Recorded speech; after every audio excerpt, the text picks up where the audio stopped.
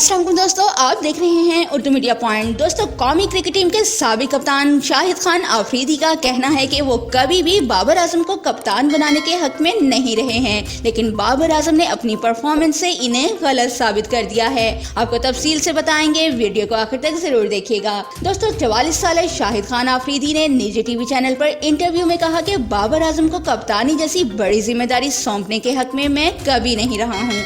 याद रहे कि बाबर आजम को अक्टूबर 2019 में सरफराज अहमद की जगह पाकिस्तान वनडे और T20 का कप्तान मुकर्रर किया गया था, जबकि एक साल बाद इन्हें टेस्ट टीम की बागडोर भी सौंपी गई थी। बाबर आजम को कप्तान बनाए जाने के वक्त माहिरीन की राय थी कि बाबर आजम में कायदाना सलाहियतें मौजूद नहीं हैं, लेकिन कप्तान ने अपनी हालिया परफॉर्मेंस से नाकदीन को खामोश करवा दिया। बाबर आजम की क़यादत में पाकिस्तान ने UAE में होने वाले ICC T20 वर्ल्ड कप में अपने तमाम ग्रुप मैचेस जीतकर सेमीफाइनल तक के लिए रसाई हासिल की। टूर्नामेंट में ये कारनामा अंजाम देने वाली वाहिद टीम थी। इसके बाद ग्रीन शर्ट्स ने बांग्लादेश को T20 और टेस्ट सीरीज दोनों में व्हाइट वॉश कर दिया था। नाज़रीन, क्रिकेट से मुतालिक मज़ीद खबरों और लाइव मैचेस की अपडेट्स के लिए हमारे चैनल उर्दू मीडिया पॉइंट के साथ रहिएगा।